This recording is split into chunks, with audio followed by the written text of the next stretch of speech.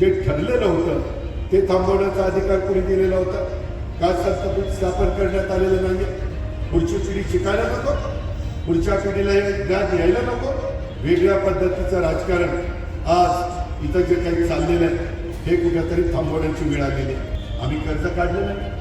आज तुमच्या माझ्या महानगरपालिकेचं कर्ज नाही. हे पाप कुणाचं आहे? कुणी केलं?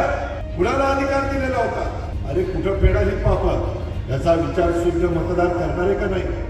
टँकर माफिया, जसं वाळू माफिया, लेट माफिया, स्क्रॅप माफिया, तशा पद्धतीनं टँकर माफिया मुठभर लोकांच्या दुकानदारी चालण्याच्या करता सोसायटीमध्ये तुम्ही पाणी देत नाही. अरे एवढी मोठी महानगरपालिका आणि त्या महानगरपालिकेमध्ये अशा पद्धतीनं लोकांशी तुम्ही वागता. एशिया खंड की सबसे अमीर पिंपरी चिंचवड़ मनपा को कर्ज के पहाड़ तले डुबो दिया है. इस पाप का भुगतान कहां से करेंगे? संत पीठ की संकल्पना स्वर्गीय दत्ता काका साने ने की थी. आज वही संत पीठ की जगह सीबीएसई का स्कूल शुरू है. संत पीठ में रामायण और गीता का पाठ नहीं पढ़ाया जाता. फिर वारकरी संत कैसे तैयार हुए? संत पीठ में एक कंपनी शुरू हो चुकी है. संत पीठ केवल नाम की बची है. उप मुख्यमंत्री अजित पवार ने कल भोसरी के भाजपा विधायक महेश लांडगे का नाम लिए बिना आरोपों के गोले दागे. अजित पवार ने आगे कहा कि मेरी जन्मभूमि बारामती है तो कर्म भूमि पिंपरी चिंचवड़ है. पिंपरी चिंचवड़ शहर का विकास मैंने किया. पिछले 13 सालों में भाजपा के 2 विधायकों ने भ्रष्टाचार करने के लिए शहर को 2 टुकड़ों में बांट दिया है. पुणे मुंबई हाईवे को सीमा बॉर्डर बना रखा है. शहर में टैंकर माफिया राज चल रहा है. आम जनता को पर्याप्त पानी नहीं मिल पा रहा है. जैक वेल टेंडर में 30% बढ़ाया गया ताकि भ्रष्टाचार की ज्यादा मलाई खाने को मिले. आता तर इथले 4 उमेदवार तर आपले जाहीर झाले, परंतु समोरचे म्हणतात दादा कधी उमेदवार जाहीर करतो मग आपले करू.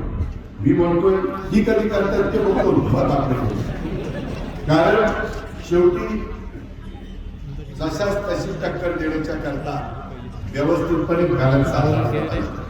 मी सर्व जाती धर्माला प्रतिनिधित्व देण्याचा प्रयत्न इथं सगळे उमेदवार ज्यावेळेस जाहीर होतील त्यावेळेस करणार आहे. आपण अजिबात त्यामध्ये गैरसमज करून घेऊ नका. आणि काही अनुभवी काही तरुण अशा वेगवेगळ्या घटकाला तिथं प्रतिनिधित्व देणार. साधारण पिंपरी चिंचवडमध्ये उमेदवारी लढवत असताना त्यामध्ये राष्ट्रवादी काँग्रेस पक्ष म्हणजे घड्याळ आणि तुतारी हे एकत्रपणे निवडणुकीला सामोरं जातात. त्याच्यामुळं हा परिवार पुन्हा एकत्र येण्याचं काम होत आहे. बऱ्याच जणांच्या मनामध्ये तशा पद्धतीने होतं. मी 25 वर्षात इथं त्यावेळेस माझ्याबरोबर काम करणार नारायणराव भेरवडे, विलास अण्णा सगळे सहकारी 25 वर्षात पिंपरी चिंचवडकरांनो, चिखलीकरांनो मी कधीही कर्ज काढलं नव्हतं. त्या महानगरपालिकेवर हे सगळे विकास करत असताना आशिया खंडातली सगळ्यात श्रीमंत महानगरपालिका होती आणि व्यवस्थित त्याच्यामध्ये बॅलन्स करायचे. Jawaharlal Nehru national urban renewal mission केंद्राचा पैसा आणला, त्याला जोड राज्याची दिली. केंद्रात पवारसाहेब होते, राज्यात मी होतो आणि काही आपल्या महानगरपालिकेचा पैसा ज्याच्यातून या शहराचा चेहरामोहरा बदलण्याचा प्रयत्न केला. आम्ही कर्ज काढलं नाही. आज तुमच्या माझ्या महानगरपालिकेचं कर्ज नाही. हे पाप कुणाचं आहे? कुणी केलं? कुणाला अधिकार दिलेला होता? अरे कुठं फेडाली पाप याचा विचार शुद्ध मतदार करणारे का नाही? आज कायदा सुव्यवस्थेची परिस्थिती काय, कशा पद्धतीचं राजकारण चाललंय हे कुणी आवरायचंय?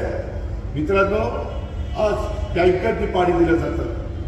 टँकर माफिया, जसं वाळू माफिया, लेट माफिया, ते स्क्रॅप माफिया, तशा पद्धतीनं टँकर माफिया मुठभर लोकांच्या दुकानदारी चालण्याच्या करता सोसायटीमध्ये तुम्ही पाणी देत नाही. अरे एवढी मोठी महानगरपालिका आणि त्या महानगरपालिकेमध्ये अशा पद्धतीनं लोकांशी तुम्ही वागता. मला दत्ता काका म्हणायचे की दादा आमच्याकडे ते करा, प्रवचनकार निर्माण झाले पाहिजे, कीर्तनकार निर्माण झाले पाहिजे. महाराष्ट्राला त्याची गरज आहे. वारकरी संप्रदायाचा महाराष्ट्र आहे, साधू संतांचा महाराष्ट्र आहे. तो विचार पुढच्या पिढीपर्यंत त्या ठिकाणी पोहोचला पाहिजे, अशा पद्धतीची त्याची मागणी होती. सभागृहामध्ये होते त्यावेळेस त्यांनी त्या सगळ्याचा ठराव केलेला होता आणि तो ठराव मंजूर केला. परंतु आज तिथं आपण काय बघतो, आज तिथं माझ्या माहितीप्रमाणे CBSE स्कूल सुरू केलेलं होतं. करायचं काय ठरवलेलं होतं, त्या परिसरामध्ये आपण चांगल्या प्रकारे अभ्यासक्रम काय करायचा होता की एक मादक सल्लागार, प्रवचनकार, कीर्तनकार, तबलावादक, पखवाज वादक, हार्मोनियम वादक आणि मुख्यलिपी अशा पद्धतीने ह्या सगळ्या गोष्टी तिथं करायच्या होत्या. आणि चिखली येथील गट नंबर 1653 मध्ये संत जगद्गुरु तुकाराम महाराज यांच्या नावाने त्या संतपीठाची स्थापना केली. आज तिथं मोठे मोठे महाराज लोक, अनेक दिग्गज लोक, त्यावेळेस असं ठरलं होतं, मला आठवत आहे, संप्रदाय दिग्गजांपैकी मारुती महाराज पुणेकर, रामकृष्ण महाराज लवतीकर, किसन महाराज साखरे, बंडा तात्या कराडकर, डॉक्टर रामचंद्र टेकडे, प्राध्यापक सदानंद मोरे यांच्यासारख्यांचं सहकार्य घेण्याचं मान्य केलेलं होतं. परंतु नंतरच्या काळामध्ये इथं वेगळ्या प्रकारची कंपनी स्थापन करण्यात आली आणि CBSE शाळा सुरू केली. पण गीता, भागवत, ज्ञानेश्वरी, गाथा या धार्मिक ग्रंथावर आधारित अभ्यासक्रमाचा कुठेही थान पत्ता नसल्याचं संतपीठ नावापुरतं राहिलं. हे कुणाचं पाप आहे, कुणी केलं, का केलं? ठीक आहे ना, CBSE करा, विरोधाभाचा नाहीये. मी शिक्षणाचं प्रोत्साहन करणारा माणूस आहे. मी आज तुमच्या रयत शिक्षण संस्थेचा ट्रस्टी आहे. 4.5 लाख विद्यार्थी शिकतात. रामकृष्ण मोरे साहेबांच्या नंतर मामा अण्णा अशोक अण्णा मोळ त्या पुणे जिल्हा शिक्षण संस्थेचे अध्यक्ष होते. नंतर मला केला. मित्रांनो, आज तुम्ही बघा, अनेक इमारती माझ्या कारकिर्दीमध्ये बांधल्या.